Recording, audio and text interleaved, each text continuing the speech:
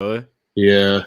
Now it says we're live. Now it says we're live. Hi, we're live. Okay, well, what You a want to do the trip 30 this second is. countdown again? Yeah, we'll just roll right into this thing. Yeah.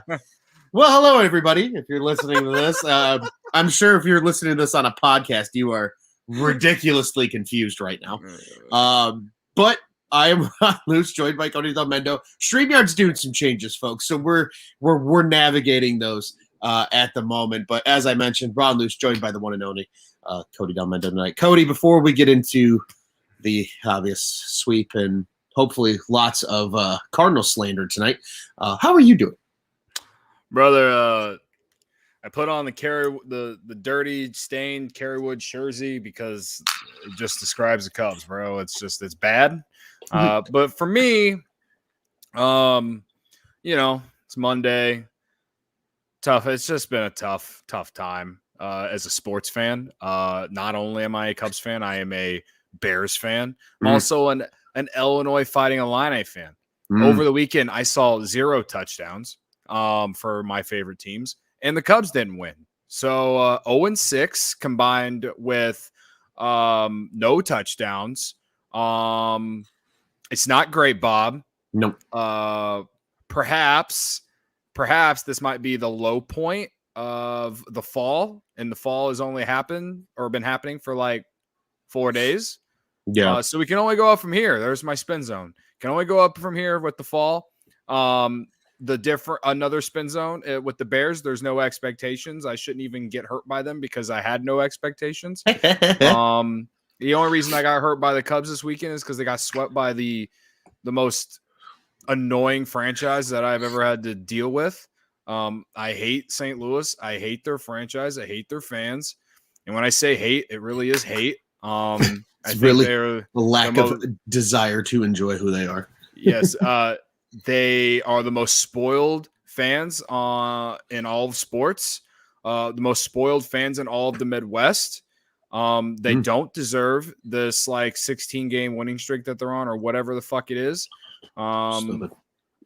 Yeah. That's pretty much sums it up, man. It all sucks.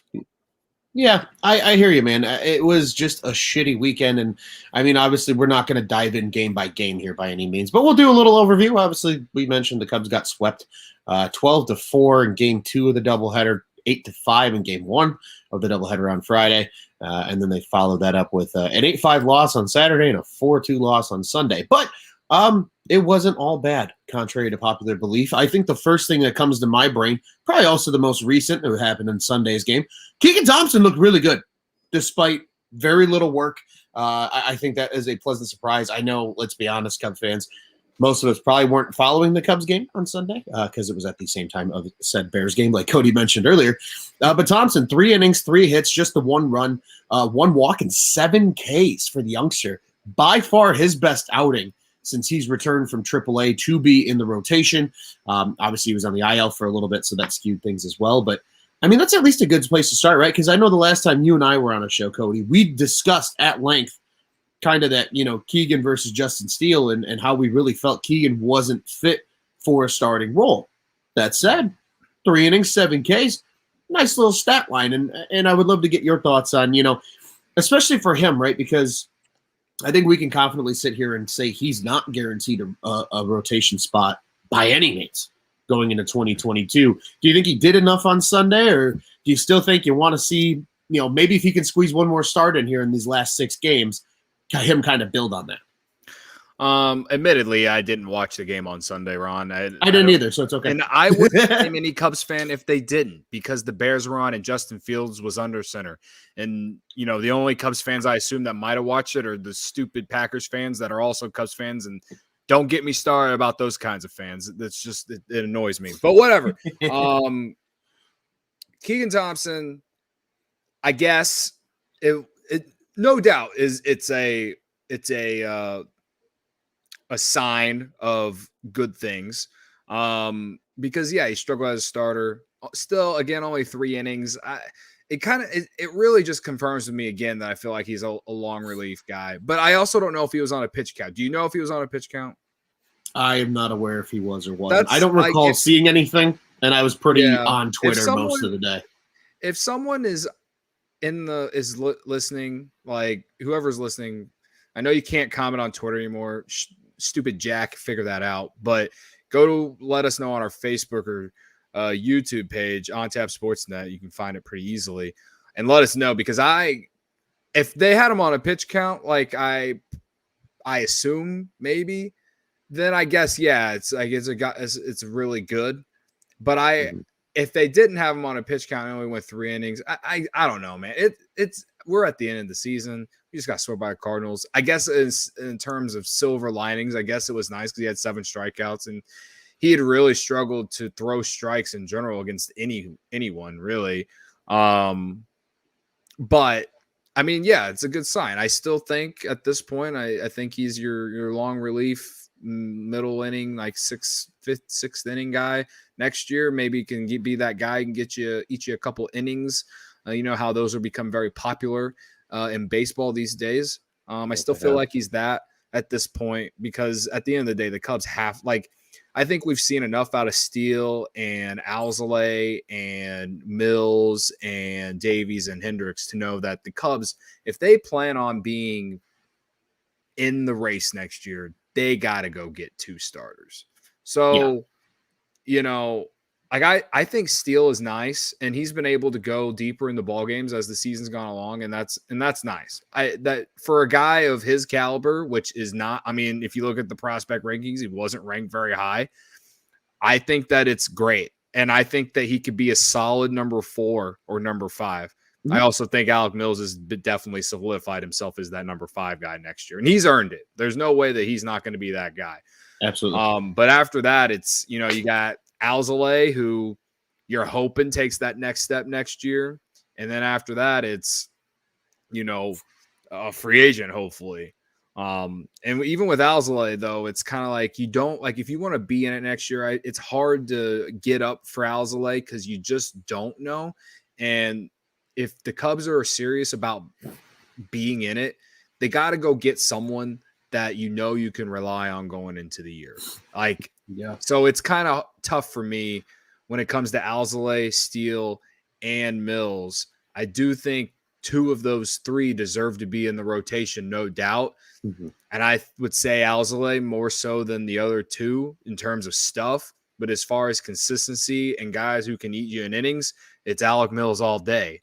Right. So it's like it's tough for me to really I couldn't tell you who I think of the 2 should be in the rotation outside of Mills just because he eats innings and he can give you a good start, like he's been in the league long enough and he's proved that he deserves it. The other 2 guys, it's tough. Like I said, we've seen really good out of Alzolay at points this season. We've also seen very bad. I think that's a lot of just being a young pitcher and finding his way and learning and all of that stuff. So maybe, yeah, he does deserve another shot in the rotation next year. I don't know, but I still do think the Cubs need to go get 2 free agent arms out there that have proven that they can pitch, give you 30 starts a season, and anyone not named fucking Zach Davies. So, yes. I mean, again, I'm not trying to put down on Keegan Thompson striking out 7 guys in 3 innings. I'm really not. Like, it is a good sign because he really has just not been very good as a starter. But looking at it in the grand scheme, moving ahead, because he's going to get 1 more start, maybe? Like, what's that 1 start going to do to change my mind? Nothing. Right. Whatever the Cubs do the rest of this week, nothing's going to change how I feel about certain players or anything like that. It's, I was riding on the hot start in September because I thought we were kind of building momentum going into next year. And then we just kind of fallen off the wagon ever since the Giants series.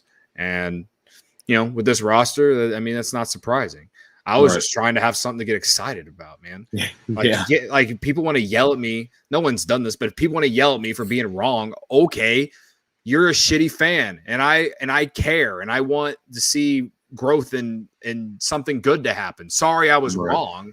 You know what I mean? Yeah. Like, that's just how I feel about it. Like there's just at this point, it's like, all right, well, at least we got to see some good players this second half of the season, like some guys that you can run and roll with next year. Because after the trade deadline, Like no one thought anyone on this roster was going to be part of the team next year or anything to look forward to. And that was wrong. There are guys to watch next year. There obviously are prospects too. So, I think I just kind of rambled off there, but again, a good sign. I do, like I said, I still think he's very good in a middle relief, late inning role because when he just lets it loose, he's got really good stuff. Yeah, and I totally agree, and I think that's kind of the how we feel in general with the pitching, right? And this is kind of tying into the rest of the weekend because Cody Hoyer 2 losses unfortunately this weekend, didn't look very great out of the pen. Rowan Wick got hit a little bit out of the pen as well. Arguably, you could argue Scott Effross was maybe the best bullpen arm over the course of the whole weekend when you look at the box score. So, like you said, though, right, nothing that happens in this Cardinal series, in this upcoming Pirate series, which obviously we'll address later in the show, and then that final Cardinal series in St. Louis next weekend, or I guess this weekend, technically. I keep forgetting it's Monday. Like you said, nothing's going to change our minds. But again, it is still nice to see some of these guys show that potential, right? And I mean, a guy I think that we can all be happy about that's continued to hit, Frank Schwindel. We just shared something a little bit ago from the Cubs on Tap Twitter, but it was like first 50 games as a Cub. And he's second most, I believe, in doubles. Or at least it's extra base hits, pardon me. He's second most in extra base hits in first 50 games as a Cub. And he's I want to say he's also second in, might be total base hits. I'll look this up for sure. But he's been really impressive. And you know what's really funny? The only guy that's like beating him in any of those categories just happens to be Nick Castellanos in his first 50 games as a Cub. So it certainly, has to make you feel pretty good. This is fun. So as we noted, can't comment on Twitter anymore, so you got to go to YouTube. Our buddy Scott from Iowa. I'm assuming this is Scott from Iowa. Now we know his name, Scott Crawford. Here we go. Welcome. We know it now. Welcome, sir. Again, I saw it come over, and I'm like, I think that's Scott from Iowa. We're going to feel really Go bad Cubs, if it's fire not Nagy. Scott Nagy from makes Iowa. St. Louis look exciting. Yeah, that is very much him. And then he says, bring back Rizzo, Bryant, and 2 top starters, and the Cubs are back. I honestly think, I was actually just talking about this, and Cody, this is a good episode. We're gonna go off on tangents here because this will be fun. Because let's be honest, there wasn't a whole lot to do. Yeah, exactly. I mean, it was a tough weekend, man. I didn't even mention Exactly. the White Sox clinched the division on South Side of the City. I was in Wrigley on fucking Saturday night, and people were like, I went to Wrigley after the game because a buddy of mine, he had a watch party for Tennessee Volunteers. He's cool. He's like a board member for the University of Tennessee Alumni Association in Chicago, and they hold watch parties at HVAC, the bar that has the big giant Chris Bryant mural on it.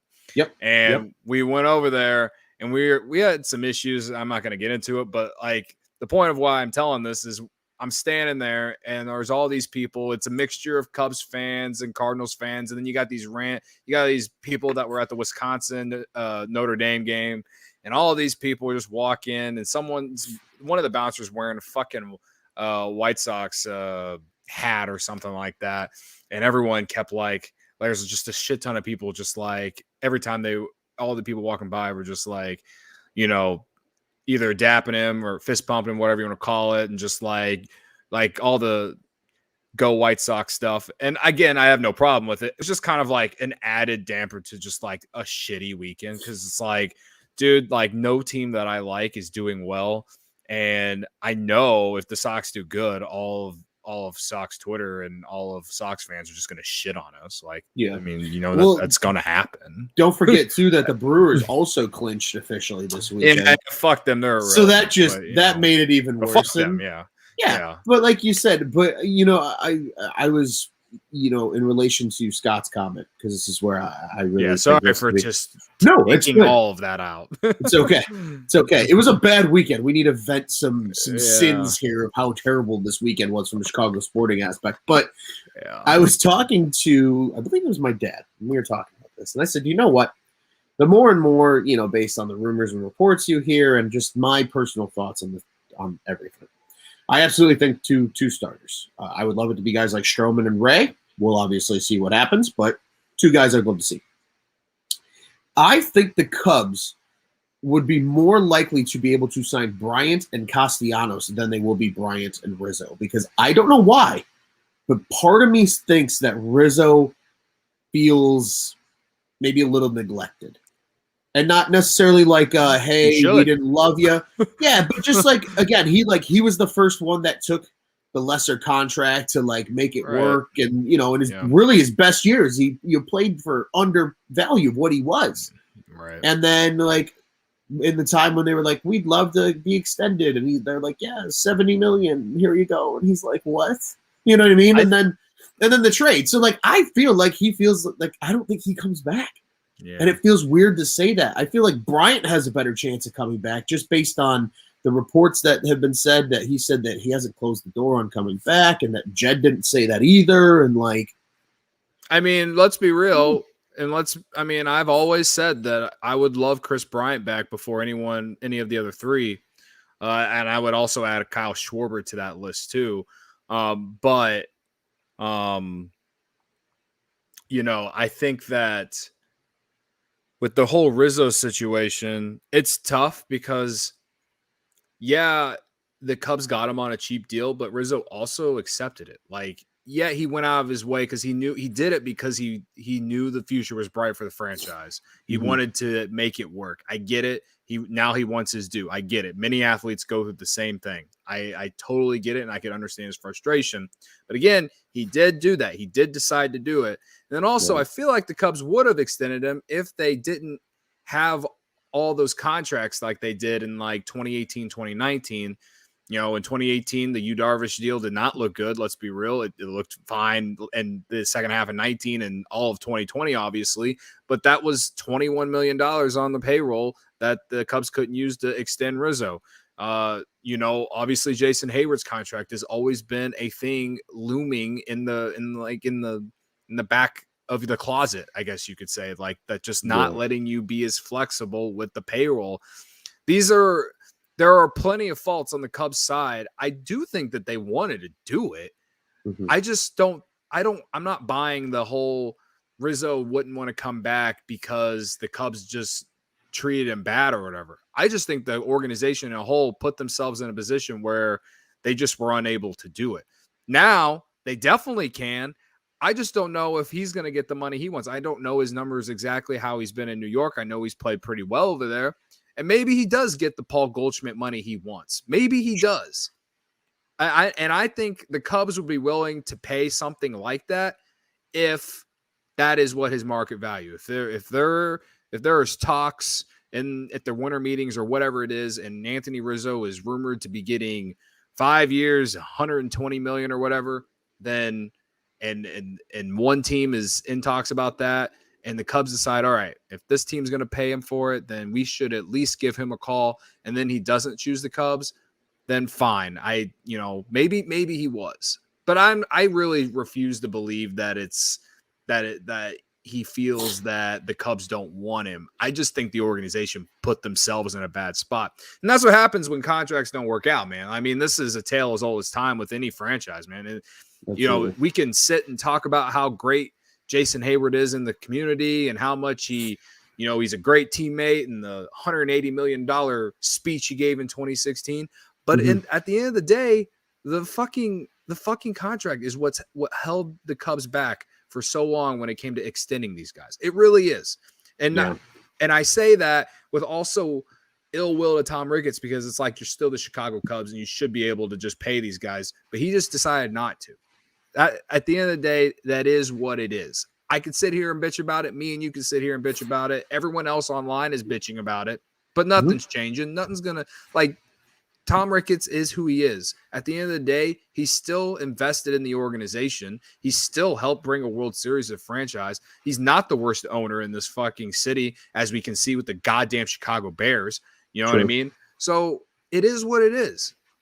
I think when it comes down to it, with Rizzo especially, it's just going to come down to whatever his market value is, whatever it gets set at. When he realizes this is the most money he's going to get, then maybe the Cubs come in if it's around the range that they maybe had originally offered him. We really don't know how much the Cubs offered him. There was rumors of $60 million. There was rumors of, a little bit more than that. Maybe that was a low ball offer, but the way that he was playing in all of 2021, it was kind of justified. But also at the same time, you had all the rumors and trade rumors and all that stuff. All that shit sits in the back of your head. So it's hard to even it's hard to use those numbers as a way to justify that. So again, there's a lot of fault on the Cubs here, no doubt. I just don't think he wouldn't come back to the Cubs because he feels neglected. No, that's fair, and I'm glad that you had that thought process because I truly am interested. Like, I wonder what is going through his head. You know what I mean? And to answer your question, his numbers currently with New York, very similar actually to what he was doing in Chicago, at least from a slashing standpoint. He slashed in 253, 349, 420 in 43 games with the Yankees. In that time, he also has 7 doubles, 6 home runs, 18 RBIs. So he's been good. He hasn't been great, but he's been good. And, I think all things considered here. I mean, the slugging percentage, you said 420. That kind of scares me a little bit, honestly. I mean, that's just gone down every season since he's been. And it's not necessarily an alarming thing. It's just more of like, you just can't bank on him to hit you 30 homers anymore. Like, you just can't. And it's like, all right, Paul Goldschmidt just hit his like 30th and 31st homer over the weekend. And this guy's been a slow starter with the Cardinals the last couple years that he's been with them, but he always comes on late. And that sounds very similar to Anthony Rizzo, but Anthony Rizzo also still isn't putting up Paul Goldschmidt numbers. He just isn't. That's why he deserved the Paul Goldschmidt contract quite literally earlier in his career. But at the time, earlier in his career, the way where baseball was at, we were still seeing guys who were like 31, 32 years old getting these 10-year contracts and like way too much money. The Miguel Cabrera contracts. No one's doing that anymore. Right. And they shouldn't, because it's like putting a franchise in a bind. Yeah. So, again, Anthony Rizzo put himself in that position. And I thank him for it because it helped the Cubs in the end of the day. And you know what? He still has millions of dollars. I don't know how much he truly regrets that. He really shouldn't, because he still is a freaking legend in this city. You know what I mean? Absolutely. I just honestly think he just thinks he's worth more than what many people think. And I think the same thing with Javi Baez. Chris Bryant's the only one that I feel like probably has a good idea what his market value is. Yeah, I think that's fair. I really think we're not going to know any of these guys, and you can kind of expand on that when we say these guys, quote unquote, into the conversation of guys that we've talked heavily about. You and I talked at length about in the last episode, Kyle Schwarber and Nick Castellanos as well. I think Castellanos maybe thinks he knows his number going in, probably just based on the year that he had. But overall, we realistically aren't probably going to start learning these guys' market values until roughly the winter meetings, right? I mean, that's when the reports are going to start coming out. Everybody's going to be frantically following guys like Hyman and Morrissey and all these guys on Twitter, seeing what's being offered, what's being rumored, who's getting what, who's going where. I think then we'll get a really good idea, because I am very intrigued, because if Anthony Rizzo's market value comes in around, let's just say $80 million over the course of 5 years. That's probably right in line with what the Cubs would pay. But, on the flip side, like you said, Chris Bryant probably is going to get what, $25, $30 million a year? At least 25. I would say he's at least going to get $25 million. I do wonder what he values more, whether it's the money or the length. Because again, I genuinely feel like he is a guy who is just so tired of the whole contract talk, as is Rizzo and Baez probably were, but I think more so for him. And I just think he wants security and not have to worry about that kind of talk the rest of his career. Yeah. And I think if he got a 7 or 8 year deal, he would take less money in term, maybe not 25, but maybe 22 or 23. 20, yeah, I was gonna say 22 mil, maybe. Yeah, I think it's that's not too possible. much, but you can also front load it and pay him less in the back half of that contract. Absolutely, and then maybe throw a a team option in there or a player option in there. I don't know. So it's we'll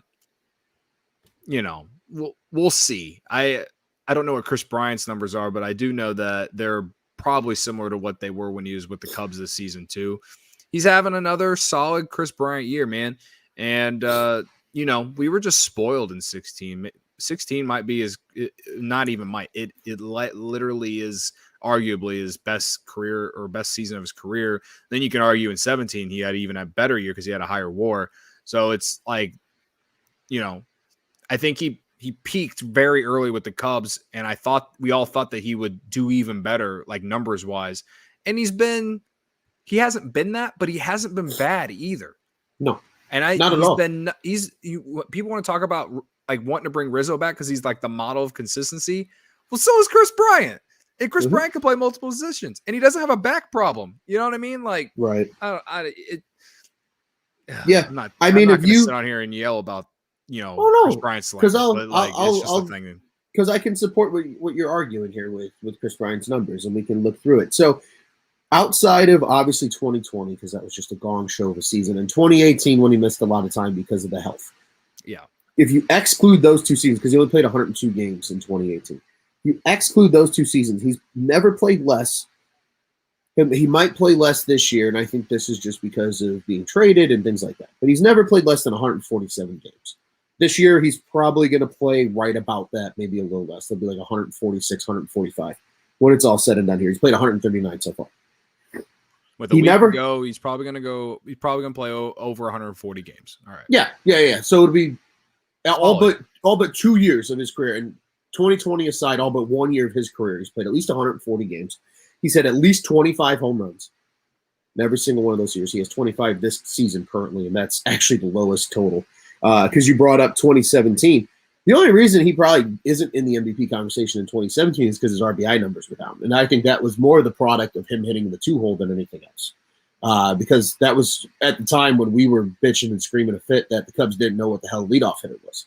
Yeah. But nonetheless, he's had, again, outside of that career low, he's had over 70 RBIs in every single season. And in addition to that, his average has never been below 270 until this season. And it's 267. It's hovering right around that 270 mark. So, I mean, literally 275, 292, 295, 272, 282, and then 267 this year, if you take away 2020 with him hitting 206. To me, that's the model of consistency, because guess what he's done with the San Francisco Giants? You want to hear his 2 slash lines with both teams this year, Cody? Would love to know, Ron. It's actually creepishly similar. He hit 260. He slashed 267, 358, 503 with the Cubs. He's currently slashing 267, 344, 465 with the Giants. So, like, it's right there. Like, I mean, he has not changed the player he is. He still has 7 homers and 20 RBIs in 46 games. I mean, he's been an effective player for the Giants. And, like you said, to me, he's been just as big of a model of consistency. I think the problem is because of the MVP award that he won in the 1 year, now people are like, well, he has to be an every MVP every year. It's like, that's not realistic. There's like 3 or 4 guys in the league on a year-to-year basis that like will produce MVP level numbers consistently. Right. I think the thing is like in 15, 16, 17, I'm pretty sure he was a 7 WAR player all 3 seasons. And he just hasn't been a 7 WAR player since. But, all of Cubs fans always used to talk about how he was how he always wanted a $300 million contract. And hell, if the Cubs had given him a contract extension after 16, yeah, he would have been worth a $300 million contract. And if we still had him under that contract right now, I would not be mad about it. It would be worth every penny for a guy like that, because you're getting consistent production out of a guy. He's a difference maker in the lineup. We've seen it without him there for the whole half season. You know what I mean? And we saw it whenever he's hurt. Like, he is a game changer in your lineup. There's no doubt about it. So when you figure out that, and then the fact that people thought that he didn't want to be here, which I will never forget or forgive all those freaking cucks. And then everything that happened when he came back for that series and all the quotes he's quoted saying and all the shows he's been on and talked about how much he loves Wrigley and the fans and the franchise. Like, it's just like, again, it's just very frustrating that that narrative was a thing from like 2018 to 2020 and most of this season too. So, the fact that he even wants to still come back or will at least consider it is insane to me. Like he's the one to me that I feel like should be like what you said about Rizzo. Like, you know what I mean? Like I feel like he should underappreciated and neglected. I feel like he's the one who should be like, fuck those kids, as Michael Jordan would say. Like I ain't ever going back there. I'll come back after our retirement and make some money off some autographs because the city of Chicago is obsessed with me because I helped break a freaking drought, you know? Yeah. But the fact that he said all that, and I don't think he's just saying it to say it to put on a good face. The dude literally cried for his tribute video or whatever, you know? Twice he cried when he got traded too.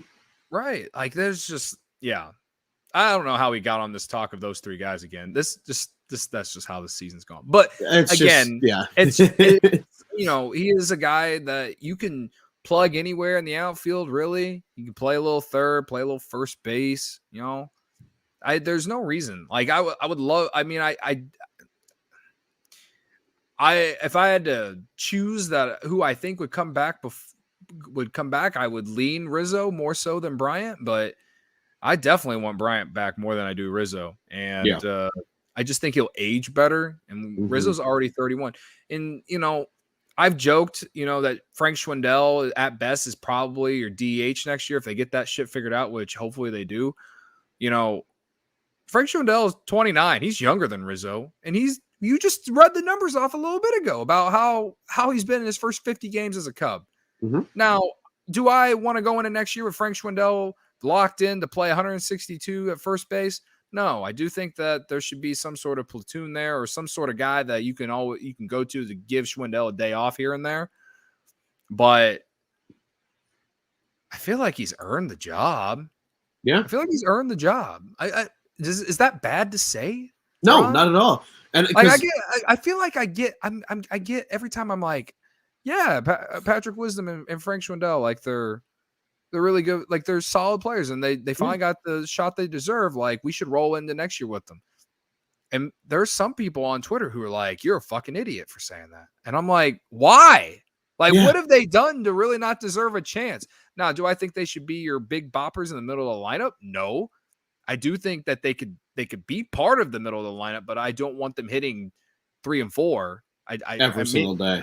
Right. Yeah, I don't want them hitting 3 and 4 every single day, but I do think that they deserve to be in the lineup. I think Patrick Wisdom's a better piece than more like the 6-7 part of your lineup than at the very anywhere between 2, 3, and 4, just because of the heavy strikeouts. But he's just as much earned a role on the team next year with his really good defense and everything. Like there's just no reason why you wouldn't go into next year with those guys with how much they're making. Like those guys are battling to just keep their jobs, man. They deserve a shot next year. And if things don't work out, we can sell again. I don't want to say that and I don't want to believe that, but I'm just saying like that that's an option. Right. And they won't have to do that if they actually go and make moves this offseason, I believe. But yeah, man, that's why I'm kind of just like, do we need Rizzo? Like, why? Like I love Rizzo, forever love him, fucking, we did the post-game pod. You and I were like tearing up and crying on the podcast. Sad boy season, brother. It was sad boy season. Sad boy season indeed. But like I won't be devastated if they don't bring Rizzo back. I'd be devastated if they didn't bring Chris Bryant back. And I don't even have much hope that they actually do it. I would just be like, I'd be upset because I know in my heart in 5 years, we will have regret not bringing Chris Bryant back. That's why I will be sad. I don't think we'll regret in 5 years not bringing Rizzo back. I don't. Yeah. Well, and let's like for baseball, baseball reasons.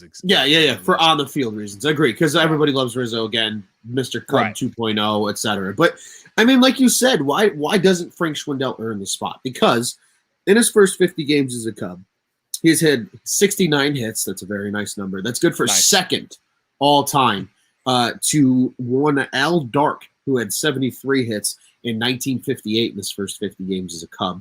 And then outside of that, he's number 2 in extra base hits in that same time period with 30. Only one player had more than him ever, and that was in 2019. It was one Nick Castellanos who had 37. So literally, and Castellanos is third on the hits total list, only one behind Schwindel entering tomorrow's play at 68. So Again, I mean, it literally, and everybody sat here and was in awe at the run that Castellanos went on. Frank Schwindel has literally done the same thing, just maybe not as many home runs. Yeah. But overall, it's the same idea. He's been hitting the shit out of the ball. We've been calling him Frankie Two Bags. I mean, he's got more extra. The only person that had more extra base hits than him was Castellanos in their first 50 games of Cub. I mean, he has been that good. And that just is a testament, again, to, at least for 2022. Sure, maybe not 2023 and beyond, but he's at least earned a shot on the 2022 team. And I feel the same way about Wisdom as well. But I agree with you, man. I mean, based on what they've done, all things considered this year, like, I would feel the same way as you. Like, I would be more devastated to not see Chris Bryant back with the Cubs than I would Rizzo from an on-field production standpoint. Yeah. And I'm already past not bringing Javi Baez back. He clearly wants to go play with Francisco Lindor.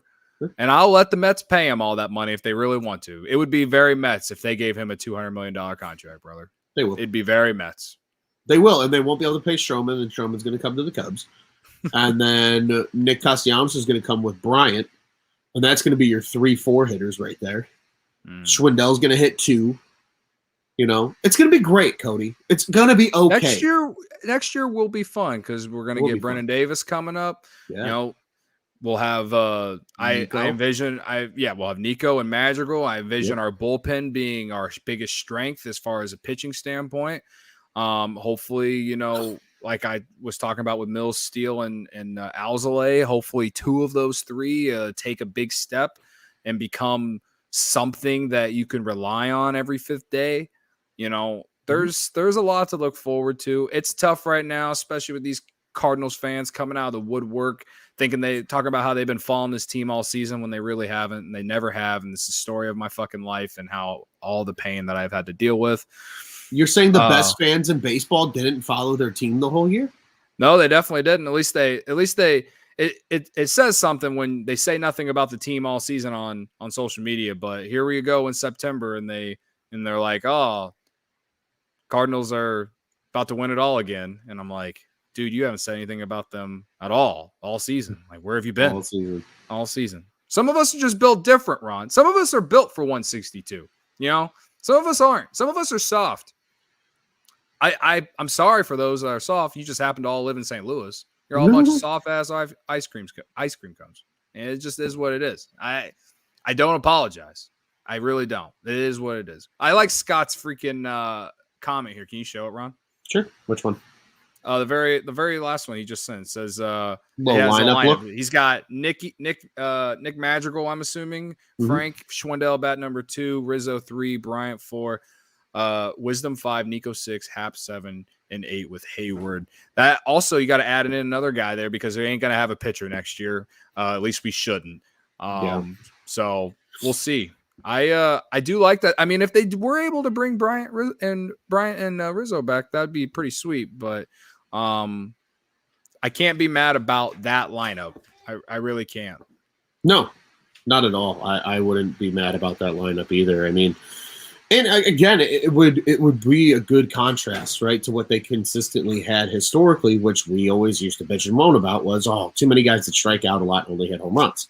Right. That's a pretty balanced lineup, all things considered. Like you said, add in the extra position, maybe, you know, it's a Castellanos or a Schwarber in the outfield or something of that nature, or Davis or whomever. Yeah, there you go.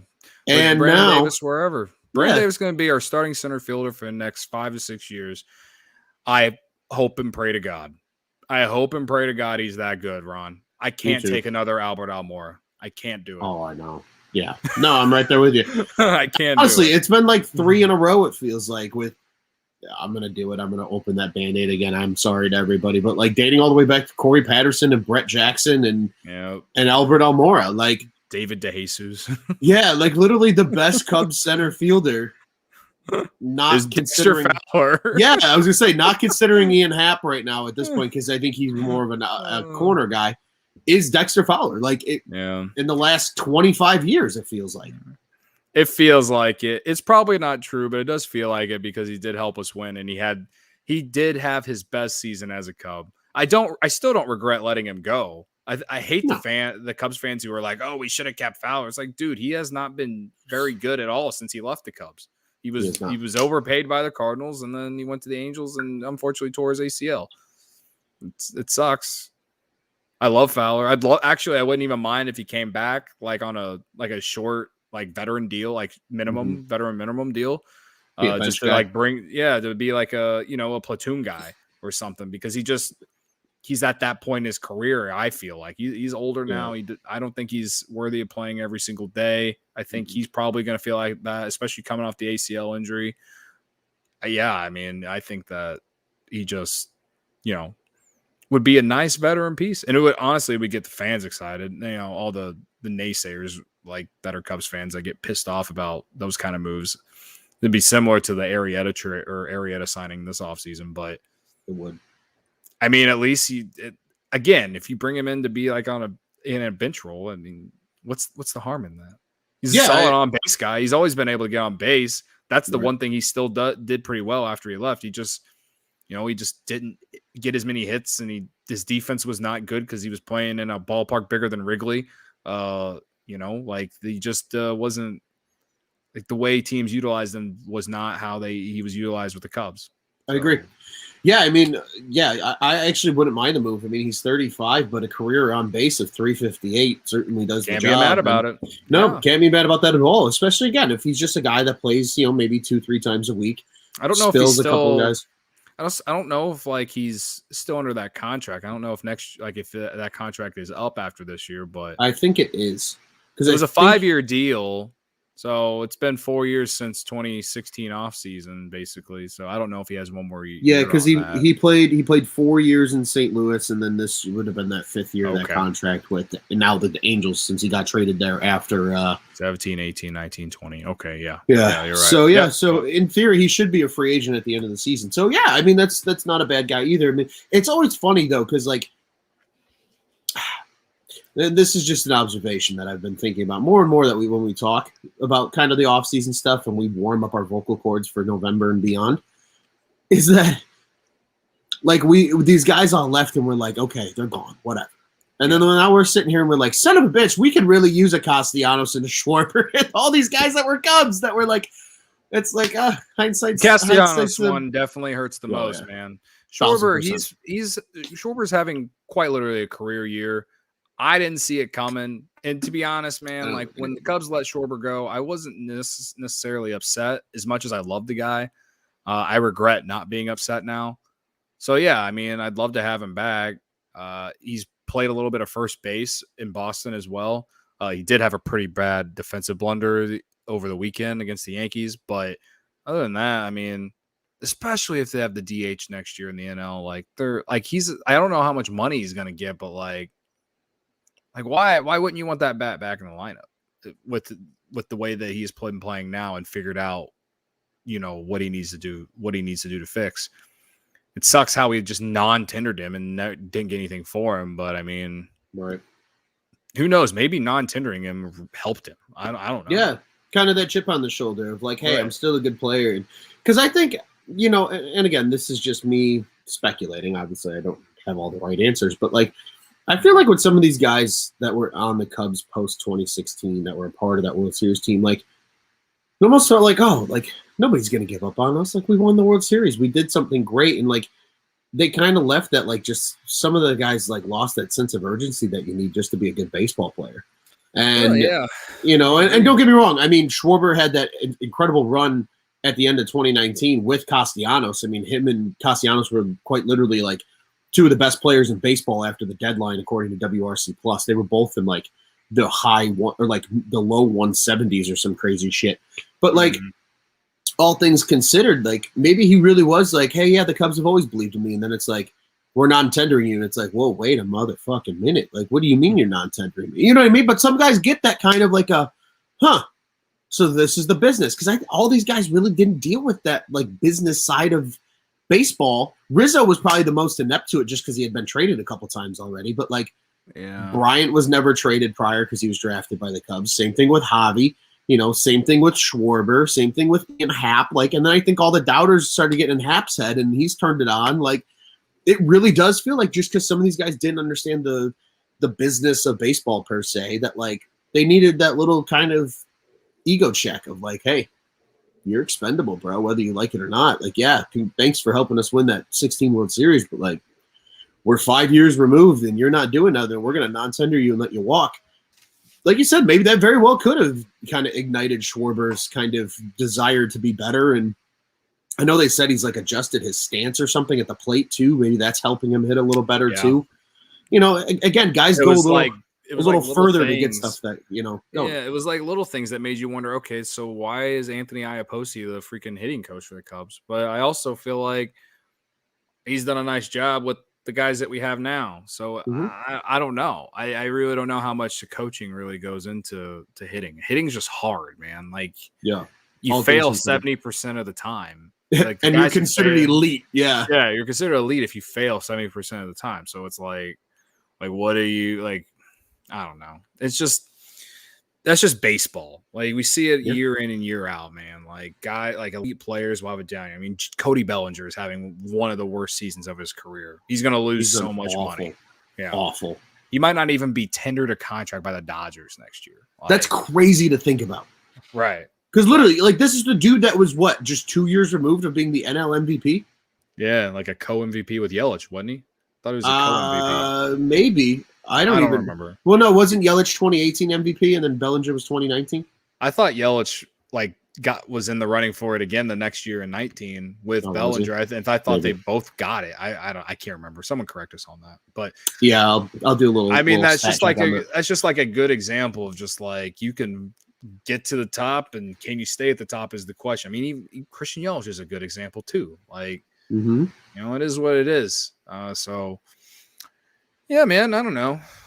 This has been good conversation. I will say that much. Yeah, so here we go. I got some numbers for you. So Yelich was the NL MVP in 2018, and then Bellinger won it in 19. But like, okay, that's bananas though. We're literally because like that would have been the equivalent in 2018 of people saying that we're not going to tender Chris Bryant because, and even I think then it was just strictly because of injury. He still had a good season, all things considered. Like, oh yeah, he probably would have been in the MVP talk as well if he had stayed healthy. He was having a really good first half in 2018. He was.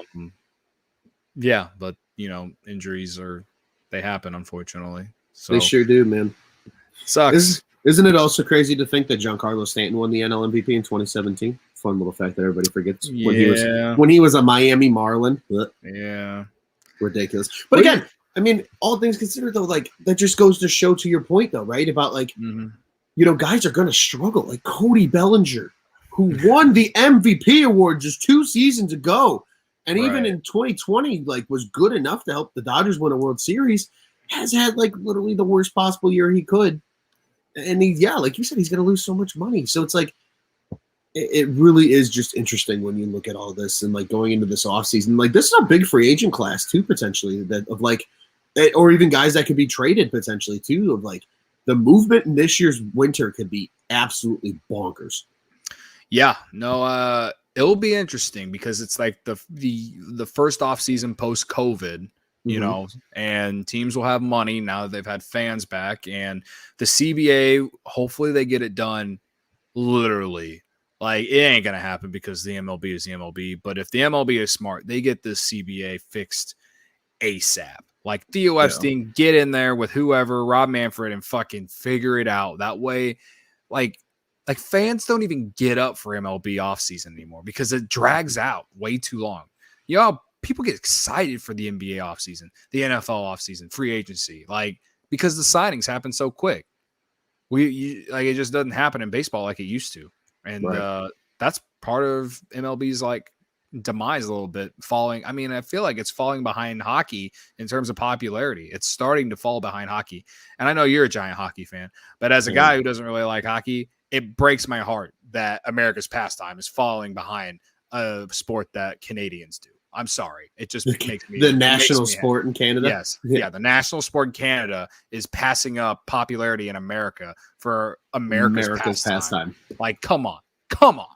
Yeah, I mean, the MLB is its own worst enemy right now, and it's a big winter for a lot of reasons. It's a big winter because, like you said, it's money for teams to play with for the first time now in effectively 2 years.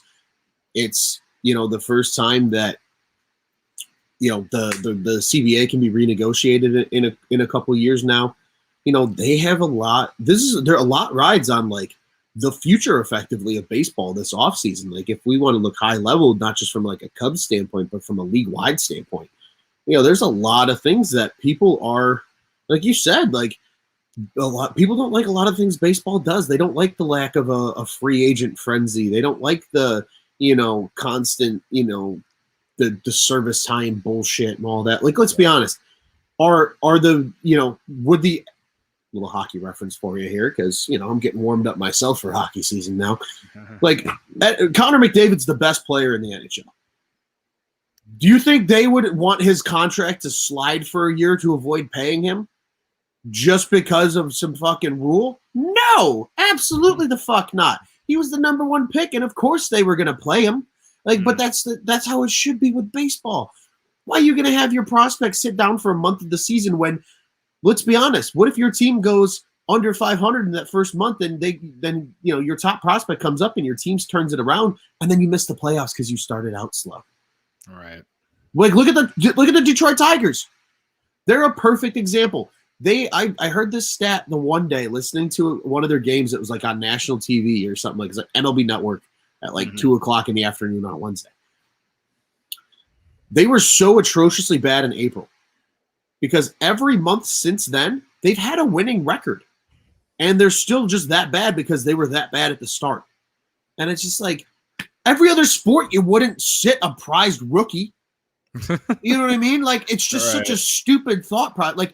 Like the Charlotte Hornets of the NBA weren't going to sit LaMelo Ball if there was a contract rule. Like, that's stupid shit that just needs to be readjusted. So, sorry for me getting off on my little tangent there, but because I hate it. I think it's the dumbest fucking rule in sports. I really do. You're right, man. I'm with you. Like, it's awful. It's awful. There's just a lot of dumb rules in baseball right now, and that's why the CBA whatever the term I'm trying to think of, like they gotta get it figured out. Yeah, negotiations. Because the players are so far like they're so far off from the rest of the league in terms of like owners and everything. Yeah. And they got to do something to make the players happy. And the fans are on the players' side more so than the owners, and they should be. They really should be. So yeah, and let's be honest, nobody wants a strike, but like if they can't come to an agreement this offseason, there's gonna be a strike. Yeah. Like how awful would that be to be talking about baseball in 2022? It would just push the Cubs. It would push the Cubs back even more. Right, because that's another year of development lost for minor leaguers. Yeah, exactly. That's why we physically cannot have a strike after losing what they lost in 2020 already. They can't afford it. The league will go under sooner rather than later if they have a second stoppage in less than 3 years. Yeah, I couldn't agree more, man. Couldn't agree more. It's bananas. But Cody, I know we've had a good conversation. Again, these are fun for anybody that's listening on podcast or live with us. We will be back, just so you know, 2 more times for regular season talk. We'll be back Thursday after the Pittsburgh series, and then Monday after the Cardinal series, and that'll be kind of the big like year-end wrap-up show of sorts. And then we'll probably be on hiatus for a little bit with October coming up and guys needing to breathe. And like you said, we were here for 162, so we need a little bit of a break too. But then we'll be back with at least once a week with some type of show, hopefully with some guests and talking off season and different things like that. But before we get too crazy and looking to the future, do you have any final thoughts for us today, sir, before we go ahead and preview a little bit of this Pirates series that's coming up here? No, I'm pretty good. Again, if you've been hanging around, if you've been still tuning in, I commend you on it, because admittedly it's been tough for me, especially towards the end of this month where football is really ramped up, and it's just been really hard to, want to even turn the Cubs game on. I mean, there were a couple days ago I let my girlfriend put on what did I let her put on the TV? I let her put on One Tree Hill on our TV instead of watching the Cubs game. It's an old ass show that like is on. It used to be on Netflix. We've been watching it on Hulu. I've been letting her watch it on TV instead of putting the Cubs game on because I just haven't cared a lot, to be honest. And for people that don't know how like long ago One Tree Hill was on TV, like people like Hillary Burton like got their starts, and like Sophia Bush got their starts on that show. So like it's been around for a while. They haven't been on TV in years. Go Ravens, as they say.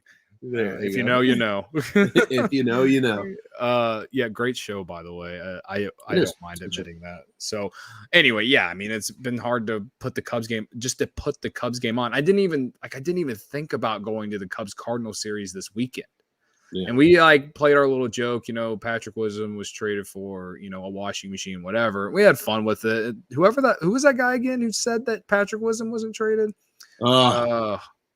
Yeah, whole boy Tim on Twitter. Yeah. Yeah. Yeah, he's like Patrick Wisdom wasn't traded, and we're like, yeah, it was. Yeah, here's the little snippet. He was traded to the Texas Rangers for a guy that doesn't play in the league anymore. Hence, literally the entire joke that we ran with this week. Yeah. Like, we've been running with the joke for a while anyway, but still, like, just like everything sucks. Why can't we just have some fun? Like, let us joke, whatever. Someone replied to one of my tweets and was like, yeah, you can't make that joke right now. The Cubs are bad. It's like, I can do whatever the fuck I want. It's my Twitter account, brother. True. It's a true story. If you don't like it, mute me, unfollow me, whatever. I don't give a shit. Like, I didn't reply to him. I just rolled my eyes. I swear to God, my mentions are the worst. I swear to God. Your mentions are bad. Like I've had some bad ones, but like you have me beat 20-fold. It's impressive. I feel for you, sir. I really do. It's almost like I just need to turn my I actually do have my Twitter notifications turned off. Like on my personal account, I have them turned off, but like. Obviously, when I open the app, if it says I have one, I go and look at it. But I wish I could just like remove the notifications part. Like I just don't want to see it. You know what I mean? Just don't even bring it up. Like, I'm good. And if I want to go read a tweet of mine and see what's going on, I can go do that. But yeah, for sure. It is what it is. Whatever. It doesn't matter. I do want to mention one more thing. Sure. I think Taylor McGregor tweeted this out. Wilson Contreras after the game on Sunday, just kind of walking out and staring into the stands and taking in Wrigley one more time. Won't lie, kind of broke my heart a little bit, and I still don't see any reason why the Cubs don't extend this guy, especially now that they have money.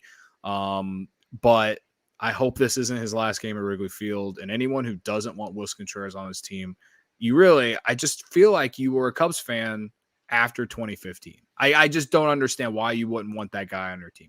Mm-hmm. The guy, as far as batting average, it's not great. But as far as everything else, he's great. And people, that's my whole thing with Yadier Molina his entire career. He's hit like 230 his entire career. People say this guy's a Hall of Famer.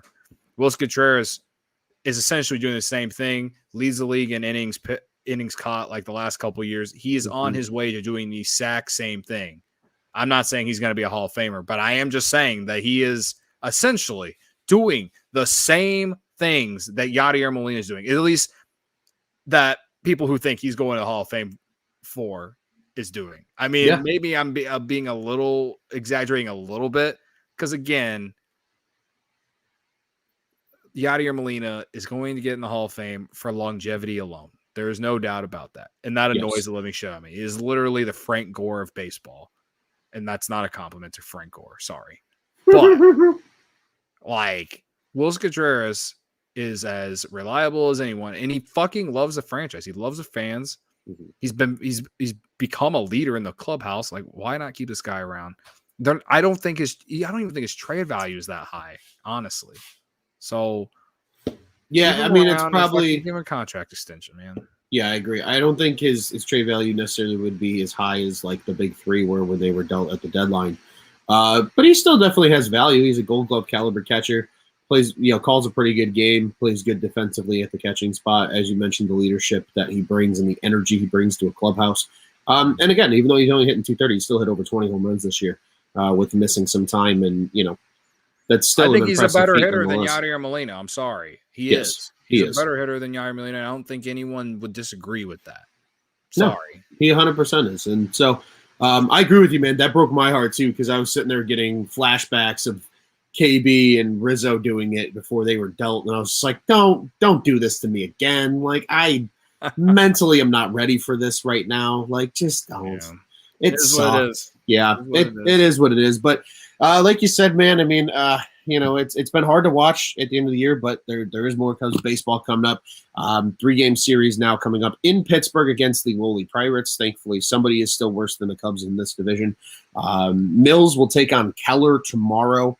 And then on Wednesday, they haven't announced the starter for Pittsburgh yet, but Hendricks is due to pitch on Wednesday. And then on Thursday, when we will be back next here, Cubs on Tap. Again, TBD on the part of Pittsburgh, but Justin Steele is slated to then start in Game 3 against the Pirates. So, again, just I think my 2 cents on it is just continue to build on with some of these guys that are going to be in the picture next season. Continue to build on what you've been doing. Guys like Ian Happ, Frank Schwindel, and not going to lie, a little 2 out of 3 against even the dog shit Pirates is still going to feel a lot better than losing 2 out of 3 to the Pirates, over the next 3 days. Ron, I'm not gonna lie, I just missed like the last maybe 30 seconds of what you said because my headphones decided to break. So, lovely. No, all good. Sorry, but let me figure this out. But you keep going, man. No, for sure. I mean, Pirates are coming up. It's going to be an interesting series. Still would love to see 2 out of 3 as Cody works through his tech issues here. You got him now? Awesome. We're good. No, I don't know what happened, but yeah. It happens. Sorry. No, it was just saying we got Mills, Hendricks, Steele the next 3 days. Would still love to see, 2 out of 3 against the Pirates, even at this point in the season, because, again, it's the Pirates. I think we can all agree that going into St. Louis next weekend, the feeling's not necessarily the same because the Cardinals, I think, can effectively clinch tomorrow if they win. And the Cubs are just going to be praying that nobody gets severely hurt going into the offseason. So that's kind of how I see the next 6 games playing out. I mean, hey, with the Pirates, I won't lie, it'd be pretty funny if the Cubs just finish the season and win 6 in a row.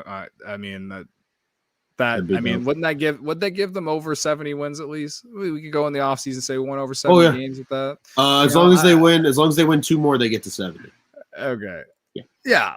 I think they could. I think that's honestly, I would love the Cubs to go 4-3 this week. I dig that. 4-3. That they don't play 7 games. Is it a 4-game series with the Cardinals? Nope. Or is it a 4-game series? Just Pittsburgh? Okay. Yeah. So, yeah, they can at least win 2 of those games against Pittsburgh, maybe even 3. I'd love to see them, and then maybe finally get 1 from St. Louis. I am looking forward to see what Yadier Molina's numbers against the Cubs are by the end of that Cardinal series. We'll be announcing that. That way I can remind everyone what he's been doing against the Cubs since he blocked me on Instagram. Never forget, never forgive. The guy's soft as fuck. So that's all I really have. As far as a Fly W player tomorrow, pick one for the series since we won't be back until for Thursday. The series. Yeah, I'll take. Let's go with the old Schwindel. We'll get on the Schwinn bike, I guess. I like it. He's just been fun, man, and I have enjoyed it. He was on Barstool podcast the other day. With Barstool Chicago, and the guy he literally rode a divvy bike to their office. Hilarious. Love which that. Is hilarious to me because he's a professional baseball player. Apparently he's been living out of a hotel the entire time he's been playing with the Cubs. He's a vibe. I'm a big fan of the Frank the Tank Army. It's an account on Instagram. He's just like it's just like some of his closest friends, I guess, and they all just go to Wrigley and fucking support him. It's like 9 people. Awesome. And he's just, there was a play he had last week where it was like a line drive that he caught for an out in the first inning, and then he got it, and then he just pointed straight over to the Cubs dugout. Like, I don't know, like that's just fun. The guy is fun. I will not take any Frank Schwindel slander. This guy is fun. And he will be one that we will one day be like Cubs legend. Absolutely. But definitely not like Brian LaHair. You know what I mean? Like it would be like Cubs legend because he was fun. Yeah, he was fun, played well, and served a purpose when he was actually here. It wasn't just like had him magically, If I had to choose like a player from like the old Cubs tanking days from like 2012 to 2014, I would say he could be like Luis Valbuena, except a little bit better. RIP in peace, by the way. Absolutely. Luis Valbuena had the best bat flip I have ever seen. Yes. No, I agree. Like those guys are still fun, and they're a part of your Cubs fandom, right? Because like you said, you look back on these guys being a part of the team, and you're like, oh yeah, remember him? Like he was a fun time, and like, but seriously, like they're a lot of fun, and I love the Schwindel pick, but I'm going to go ahead and take the Pittsburgh native. I'm going to take Ian Happ because he just loves hitting in that ballpark. So I'm going to take him as my fly the W pick for this Pirates series. But Cody, before we get out of here, I want to remind everybody Cubs on Tap, the official Cubs podcast of the On Tap Sports Network. Check out all of our great work at www.ontapsportsnet.com and at On Tap Sportsnet on social media. You can follow the pod-specific account at Cubbies, CUBBIES on Tap. That's Twitter and Instagram. I'm at Loose on Tap. Cody's at Cody on Tap. Follow all of our other contributors at Juice on Tap, at Joe on Tap, at Marty Lawal, at The Riot 326, and everybody that does great work for us here at Cubs. Bears, Bulls, Blackhawks, we got all that too, and even the White Sox. Yes, Cubs fans, we all have South Side friends. Go ahead and send them our direction as well. So once again, the On Tap Sports Network, go ahead and check out what's on tap in Chicago sports. Cody, it is always a pleasure, my friend. Always a blast. You know how we weren't allowed to have like Twitter comments anymore because Jack is stupid. Yes. I'm letting people know now.